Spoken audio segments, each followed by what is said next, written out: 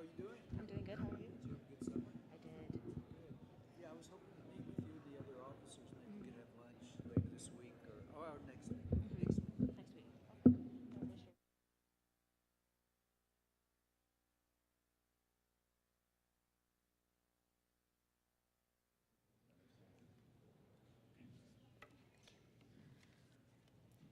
Okay, can you hear me? Whoa, wait, I can hear myself.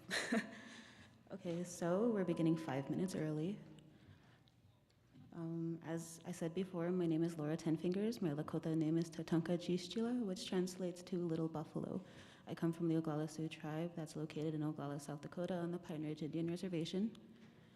It is my pleasure to announce Dr. Robert Martin, the president of the Institute of American Indian Arts. President Martin is a member of the Cherokee Nation and received his doctorate from the University of Kansas. Prior to coming to IAIA, Dr. Martin was the associate head for the American Indian Studies program at the University of Arizona and served as the president of 4 tribal colleges: Southwestern Indian Polytechnic Institute, Haskell Indian Nations University, Thana Autumn Community College, and now the Institute of American Indian Arts. Please join me in welcoming President Dr. Robert Martin. Thank you, Laura. Thank you very much. Thank you, Laura, for that introduction. And, I have been the president of 4 tribal colleges, but of course this is my most favorite one. So I've enjoyed it here, and what a blessing for me in terms of my career and ending it here. So, I want to welcome all of you to our 23-24 academic year convocation, when we welcome our students that are returning to our campus, or new students and readmits, and especially our seniors that will be graduating this year. It's always a good way to start, to make everybody come together as a community and welcome everybody. And of course, our faculty and staff that are with us, and they're the engine that makes everything run, and so here at the college, so we welcome them as well, and of course any friends and supporters that we have in the audience. I want to take this opportunity to thank the following individuals who offered the prayers and blessings this morning for the campus and the academic year. And they make sure we get the year and this gathering started in a good way, and I'm really grateful for that. We have with us, and if all of these 4 individuals could come forward, Dr. Jessie Ryker-Crawford, if you could come forward, please. Doug Boots, Paul Quintana, and Christian Yellow Kidney.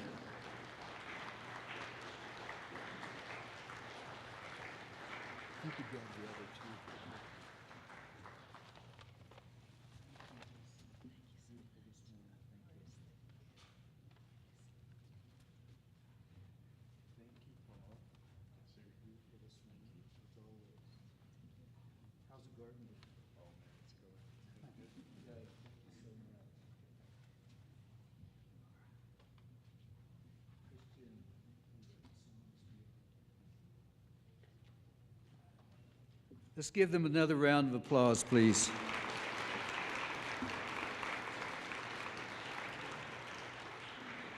Well, again, as you know, we're celebrating the beginning of our new academic year for 23-24. It's our 61st anniversary as the birthplace of contemporary indigenous arts, and of course our mission of empowering creativity and leadership in indigenous arts and cultures. And the IAIA Museum of Contemporary Native Arts is celebrating its 51st year, and Patsy Phillips is here to help us acknowledge that and celebrate. So thank you for being with us, Patsy. Round of applause. She's been with us 15 years, and I've really appreciated the leadership, the stability that she's brought to our museum, so thank you, Patsy.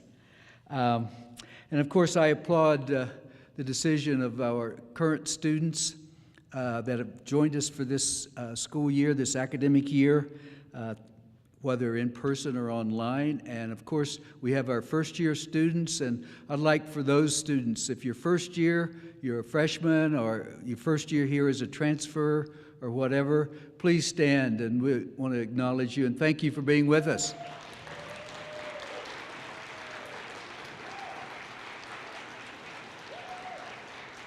Nice looking group. Yeah. You know, during the pandemic, that's where we lost enrollment. It was in terms of returning either during the pandemic or right after, and it's taken some time. Now our numbers are back in terms of enrollment of first-year students to the pre-pandemic level, so we appreciate that. If you're, if you stopped out, had to take a break, go home and be of service to your community or family, and you're readmit, please stand and thank you for coming back for us.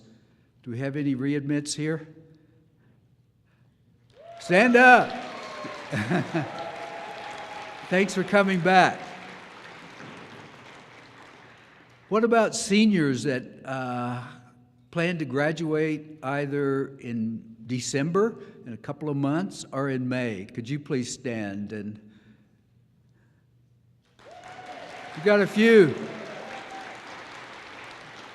Well, we want to wish all of our students the best of luck for this academic year, and we know that we've just come out of the pandemic and what an experience that was, and we all learned a lot about in terms of respecting each other's decisions and helping keep everybody safe, and we want to continue that even though we know there's still some COVID cases, and that's going to be with us for a while, but we plan to have several vaccine clinics on campus throughout the year, and we know that with students we have tests available, so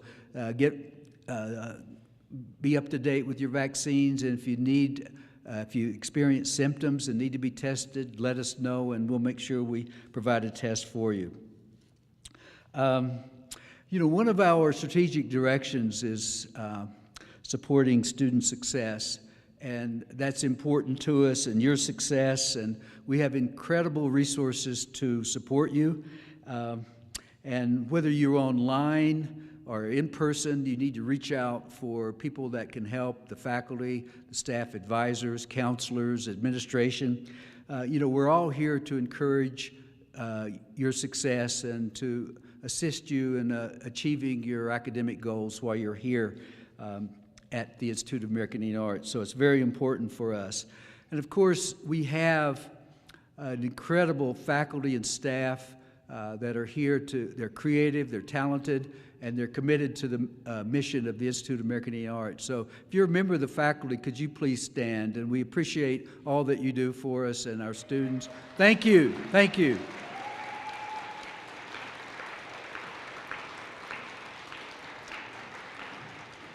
Thank you, faculty.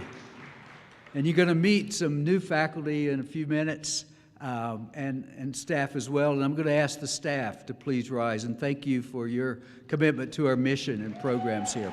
Thank you. One of the strengths of the Institute of American Indian Arts, if you talk with our alums and even our current students, when they come here, and we're relatively small, we have a low faculty-to-student ratio, and that makes a difference for being able to get to know not only the faculty but the staff here. It's that sense of community, a sense of even family. We hear that often from our alums. And so I think that's another strength, and a lot of times that continues after graduation. And what we also hear from students is that they learn from other students, and they develop lifelong friendships. And when you go to Indian Market, it's like a big reunion, and a lot of the vendors at Indian Market, whether it's at our museum or in the Indian Market itself, they are our alums, and it's great to come together again and celebrate their success and support their livelihoods. So I think that's an important strength that we bring to all of our students, and we want to continue that. Of course, if you look around the campus, we have a beautiful campus and the buildings and state-of-the-art technology, and I know that sometimes for some of our programs, we have to play catch-up, but we need to know what we need to support your success when you graduate and go out into your discipline to practice, or your arts practice, or go to work, whatever it might be. We need to be able to make sure you've been able to practice on the latest equipment and technology that's out there. You've met Laura. She's president of the Associated Student Government, and I encourage all students to get involved and support your student government. It's very important. That's your voice in the governance of this college, and we need to hear that. And of course, the president of the student government has a seat on the Board of Trustees, and that's the governing body for the college. And students have 2 seats on all of our standing committee, and if we establish any ad hoc committees, then we expect students to be represented on that as well. And I know you're busy with classwork and everything, and I know that committee meetings, that's like grunt work, but it's important to have a voice from the students as we develop our policies and procedures here. But I think what makes us really unique is, of course, the student body that we have here, and we often have 100 tribes represented and bringing those histories, those traditions, the cultures, and the languages to our campus, and that's why we can learn from each other, and so it's the student body, and that's why we exist in terms of our mission, and you help us to manifest that mission with your success. I'd also now, we're in our 61st year, so we've had a history of 61 years and alums going out into the world and being successful, whether it be as artists or filmmakers or scholars, museum professionals, creative writing, and you name performing arts. So I'd like the alumni that are in the audience, and many of our alums work for us, and we welcome that. So if you're an alum of the Institute of American Arts, please stand. Thank you. All right. Thank you very much.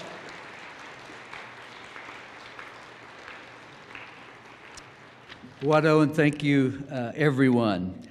Now it's my pleasure to introduce Rose Simpson, our keynote speaker. Rose is a mixed media artist from Santa Clara Pueblo. Her work engages ceramic sculpture, metals, fashion, performance, music, installation, writing, and customizing cars. She was telling us that, of course, she's customized El Camino, and I think you're working on a 1994 Buick Riviera? Oh, 64, way back. Yeah. And we'll look forward to seeing that one as she says it's in progress, as well as some of her other projects. She received an MFA in ceramics from Rhode Island School of Design in 2011, an MFA in creative nonfiction from the Institute of American Arts in 2018, and a BFA in studio arts from IAIA in 2007. She also has an associate degree in automobile science with a specialization in auto body. So very talented artist, and she's world-renowned artist already with major exhibitions in national and international venues, and has compiled an impressive resume of experience as a visiting artist, lecturer, scholar, and recipient of numerous awards. Rose has been generous in donating her time and artwork to support scholarships for Native students attending IAIA and other educational institutions. She also has performed during one of our scholarship dinners and auctions. She lives and works from her home at Santa Clara Pueblo, and she has her 6-year-old daughter, Cedar, with us today. So thank you for being with us, Cedar. All right, please join me in welcoming Rose Simpson.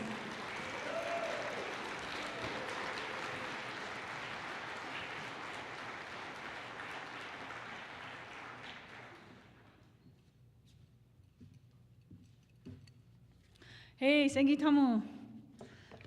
Hi. Ooh. I want to just give thanks and kind of take a moment and listen for the ancestors that are here in this place, because land acknowledgements sometimes bug me because they don't necessarily fully listen to what's still there. They're still here. It's still happening. and we're coexisting with the ancestry of this place. And I think I've been recently thinking a little bit about how Native people can act like colonizers too, and we can be disrespectful to the ancestral lands that we relocate to. And so it's important to be conscious about, how we act no matter where we go. Just because we're Native doesn't mean we're native to that place. As I travel and work around the world, I am a visitor all the time now, right? I'm always in someone else's land, and I have to really think about how I act and move through those spaces. So I just wanted to, bring that up. But I did write something, so I'm going to read that. I'm going to try to keep it light, and if it's super, super boring, no pictures, but close your eyes and bring those pictures up in your mind, right? Good morning, IA. Fall 2023, spring 2024, here we go, right? Another year begins. There are faculty who have been starting classes, creaking the gears back into flow mode, collecting materials and laying awake at night, planning conversations and resources. There are staff who have been working tirelessly, fixing facilities, cleaning and upgrading, getting our beautiful campus back in business. And those who have been answering phones and doing all the paperwork on computer screens and analog style. I see you. That's hard work. Let's take a minute, look around, and acknowledge how much work, how much dedication goes into making this place run. Every day, so many people wake up and make this place their world. For real. I've had the honor of being a student and a faculty here. So I know very well how it feels to be on both sides of that. And so I have a unique perspective and appreciation for what goes into making this place run. So good morning, let's wake up. I'm telling myself this. Family, like Dr. Martin said, we're family. Let's look around again and acknowledge all the students, new and returning. We're all shifting gears from summer and family and projects and work. Maybe some of us are just getting done with ceremony season. I know a lot of us Pueblos have just gotten through that. And that was fulfilling and exhausting, but we've accomplished it, and we're reminded why we're here, what's important, and we're filled with guidance and clarity. We're shifting gears to textbooks, pencils, pens, sculpting tools, big and small, computers, backpacks, new classrooms, new friends, new community, new projects, new thoughts, new ideas, a brand new us. This is us creating this together. Look around. This is one big performance piece, and we are all co-collaborators doing our parts to make it be what it can be. And so it begins. Look at you all lucky. It's been quite a few years since I started a semester as a student. It's one of my favorite things. Dr. Martin kind of showed how much I like that. I like feeling the freshness of my alarm clock as I begin adjusting my sleep schedule to fit the morning seminar. The choosing of my clothing, considering first impressions, curating how I might be read by someone who has never shared words, breath, or thoughts with me. I like the sterile first day classrooms, not yet familiar, not yet full with the residue of creative energy. New sounds, air conditioning units, echoes in the hallway, the view from the window. New teachers, the way the first day we were all kind of reserved, watching, wondering how it will be. Empty sheets of paper, new binders, fresh folders on your desktop screen, favorite pen, water bottle, water, did I say water bottle? Stay hydrated, it's super important. Where's your water bottle, you got it? Then the work begins, the good work. I'm sure like many of you here, I was raised in a post-colonial stress disorder environment. I was deep in things like domestic violence, substance abuse, and scarcity. I saw the adults around me try to figure it out in the best ways they could. Their attempts were valiant, but didn't always provide the solutions I was looking for. My mother decided to take her poverty and empower it with sustainability. She built our adobe house herself. We grew all our own food, and for years lived with no electricity. She showed us kids that you can live without money, without codependency on the system. She empowered me with the ability to figure it out on my own. My brother jokes that our childhood was similar to the elders that he makes friends with, who were children in the 30s, 40s, and 50s. When we ended up back at school in the mid-90s, we rarely got the social references to 80s TV shows we missed as kids. I've spent my life looking for answers. I wanted to know why my experience was what it was, why my heart has been broken. Firstly,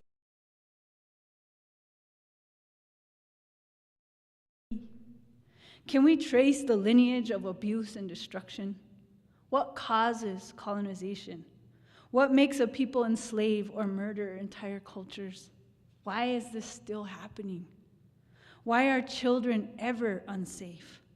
And then finally, how can I fix this? How can I change the world for myself, the ones I love, my community of people and ancestral places and animals? How do I stop this cycle? When I was in high school at the Santa Fe Indian School, I wanted to join the Air Force and fly fighter jets. I wanted to go fast, so fast that I would stop feeling the things I feel. I wanted to work hard to not care, to push myself deep into a world where I wasn't the one making decisions, that I would get really good at following directions and going really freaking fast with awesome toys. I got really good marks on the ASVAB, and when the Air Force called, my mom sat me down. She told me, Rosie, I know you. You won't be able to do this. It will break you. You can't kill people. So I went to UNM instead and studied creative writing, studio arts, and flamenco. I used my investigation into art to begin the journey into myself, to turn the corners of my soul and question what I thought I knew or took for granted. I found my adrenaline rush in the audacity to push my artistic practice outside my comfort zone. My adventure became the act of creation. For a short time, I lived in my car in Albuquerque, but every day I managed to make it to class. The investigative structure of school became my hope in a world that felt extremely hopeless. The search was my flashlight in the dark. My passion was to follow that light, to stay alive. A semester is a journey that changes you. You are embarking in a journey, on a voyage into yourself, where you will discover who you are, what you believe, and how those beliefs can transform. You will learn to become flexible and open to new realities, new truths, how to define and define and define who you are. What makes this life, the always changing. This I love. I love walking into the doors of my department and realizing that at the end of the year, I will never be the same again. I will have grown. My voice will be clearer, my work stronger. I will have new community, new context, new bricks in the foundation of me reaching me higher. I will know where to find that flashlight in the dark. I will know I have it, and it will make me ever braver. I think that because I was homeschooled for the majority of my elementary years, by the time I got to high school, I realized that school was a full buffet of information ready for me to eat it all up. And all I had to do was show up, meet it halfway. I think I knew to value school because I understood it was a choice. I didn't have to go. I was lucky to go. And I didn't have to agree with everything. That was part of the magic. It was an equal transaction, and I was learning from every single part of it. And when I really think about it, art school is an unreal privilege. There are studios, new techniques to learn, access to some of the coolest tools, spaces, teachers who show up every day just to introduce students to processes, ideas, and history. In art school, I became hungry for the history of art. I wanted to be introduced to artists I never knew existed, look them up and try to understand their context, how their creative processes have changed the course of society. I was hungry to know how they came into their power. Was it conceptual? Was it vulnerability? Was it just bullish dedication? What was their flashlight in the dark? I realized art school was about being shown how to understand resonance. Let me tell you about the flashlight called resonance and how important it is to an art practice. Resonance, the moment where your body calls out, "This feels like truth." Resonance, that which you hear without your ears, something calling, something delicious to your soul. Use it to wayfind. Let it be your tracker, the one with the flashlight. Everyone here is an artist, whether you write or hang pictures on a wall and light them, or cook or sing or move your body. Being an artist is about refining and defining what resonates with you. Understanding your own aesthetic, then following it. This is the whole point. It's about identifying your yum, then looking for a here, there, within, without, and dedicating yourself to the passion. Because when you care, you show up.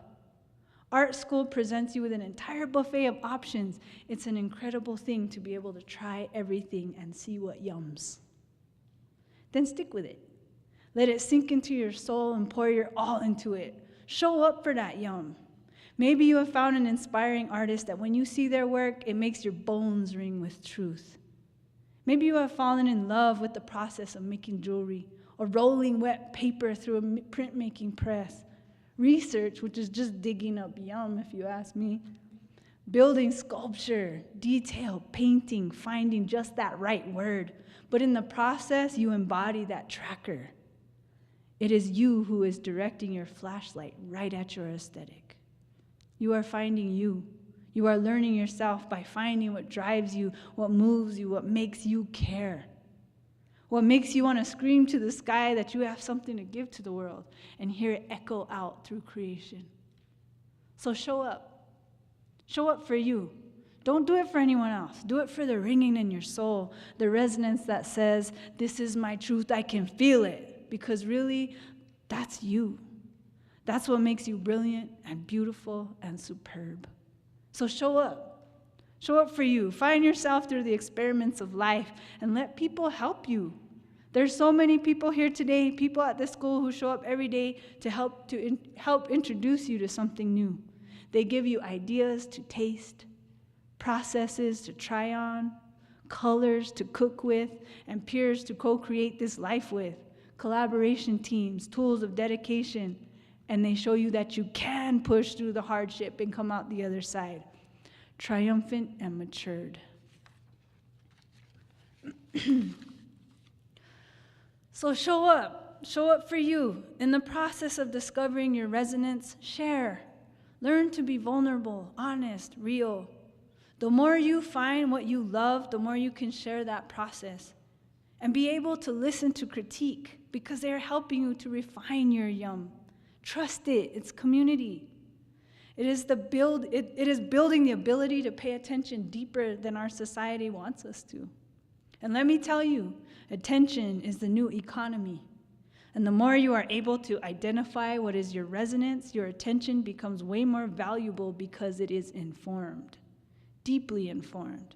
And your informed perspective is an efficient one. Become that light of resonance, of truth, of you. The more you create from your space of resonance, the more others will resonate from what you have to give. I'm seeing it happen for so many of those who I went to this school with. Here on this campus, these classrooms, the conversations, the breath we share. Chinupa, Diani, Rizal, Carl, Melissa, Hoka, Cougar. So many of us are catching that resonance. I love watching it happen, and I will love watching it happen for you too. It is a beautiful thing. It's time. Let's do this.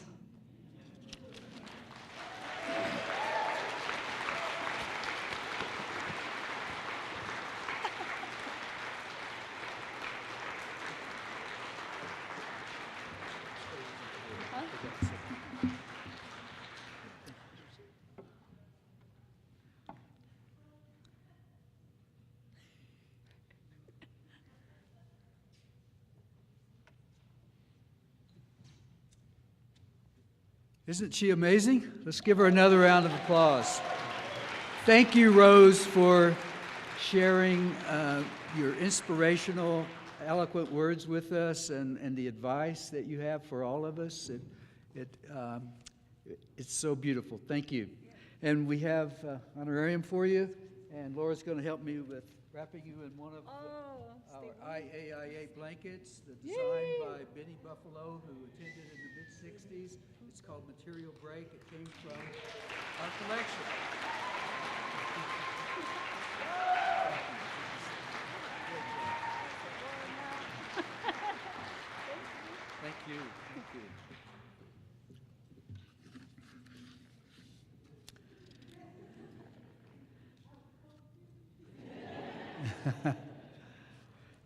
We also wanted to recognize an individual artist today that's one of our alums. And, you know, we had Indian Market last week, and every year we sponsor the Best of Show Luncheon, and one of our trustees, I forgot to mention one thing about Rose. She was recently appointed by the President of the United States, President Biden, to our Board of Trustees. So let's give her a round of applause. Thank you. Yeah, that was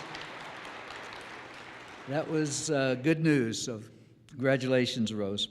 But, you know, for years, we provided an IAIA Alumni Award during the Best of Show for SWIA Market, when they recognize all of the winners of the categories and so on. So he wasn't able to be with us, but I wanted Taryn Lasgun to join us today to receive the IAIA Alumni Award that was presented or given at the Santa Fe Indian Market for his artwork, Heading Home Where the Power of the World Exists.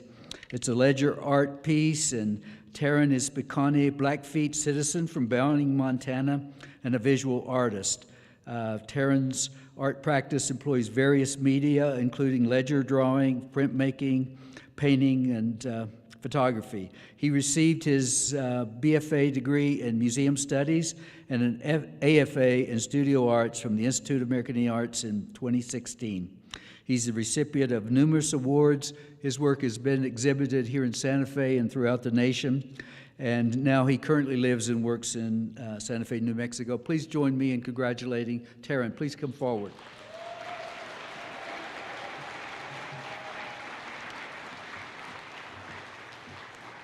Taryn, thank you. Here's your award and a plaque for you. So. And I'm also teaching Serigraph 1, so adjunct faculty. Teaching what? Serigraph 1. Serigraph? Yeah. He wanted to tell you, wanted me to tell you that he's also teaching for us as an adjunct professor, Sarah? Serigraph 1. Serigraph 1. Thank you.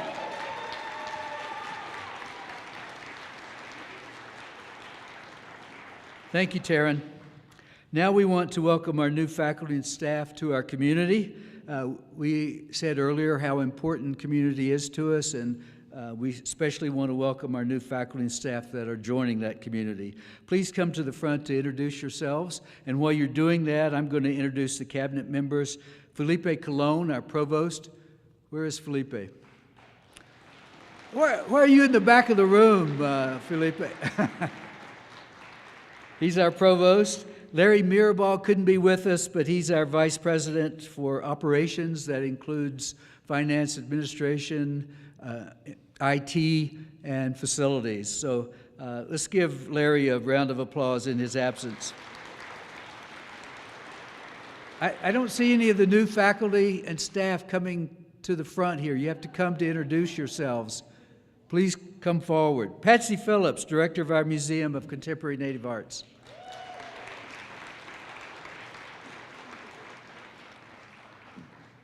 Jason Ordaz is our communications director. His staff are helping us with making sure the streaming and with the communications of this event to those that couldn't be with us today, but he is unable to join us as well. Lori Logan Brayshaw, she's director of sponsored programs. Hi, Lori.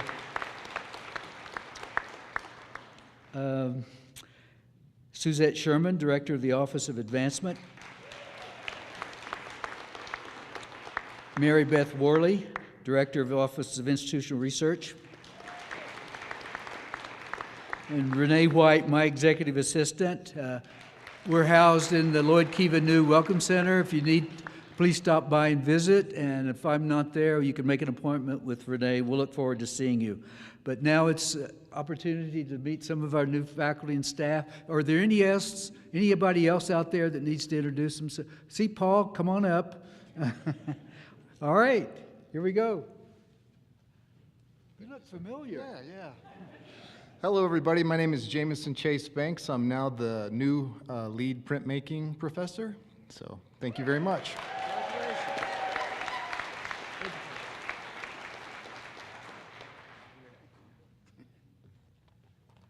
Sagoli, hello everyone. My name is Hokus Genendor, alumni from 2006. Got my bachelor's degree here. MFA from the University of Oklahoma, new instructor in painting and drawing. So.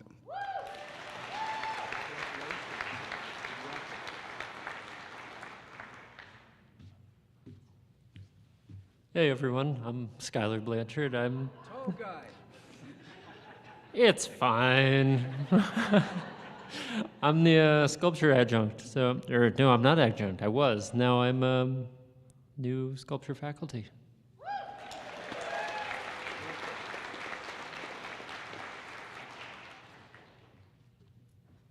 Hi everyone, my name is Alexis Ellsworth-Kopkowski. I'm teaching in the Indigenous Liberal Studies Department, and I'm humbled to be here, so thank you.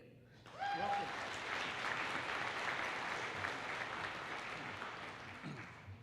Hello everyone, I'm Paul Dyken. I'm working in facilities. I'm the Conference Services Director.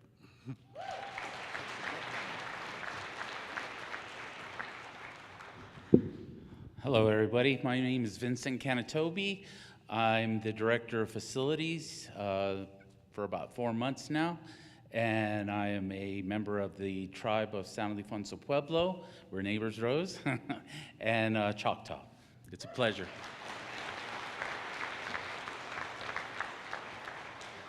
Don Joe. My name is Teo Montoya. I'm an audio-visual technician working with communications. I'm Lipan Apache Band of Texas, and I'm also in the MFA for creative writing, so good to meet y'all.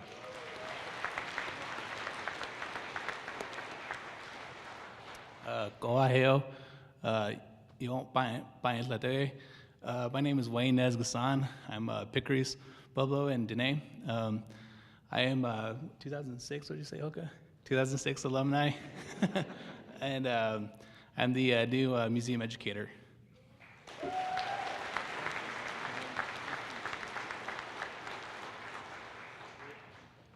Tots Maywee. My name is Diane Ellenwood, and I work for NENA.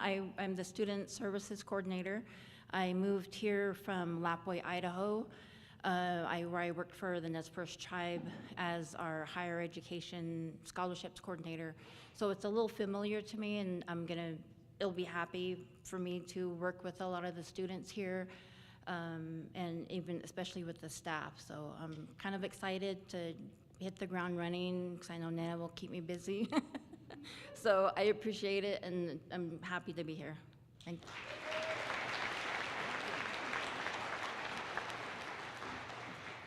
Hi, I'm Cindy Whitaker. I'm going to be working in admissions and retention with Veronica and Curtis, and I'm really looking forward to it. I love being here. Thanks.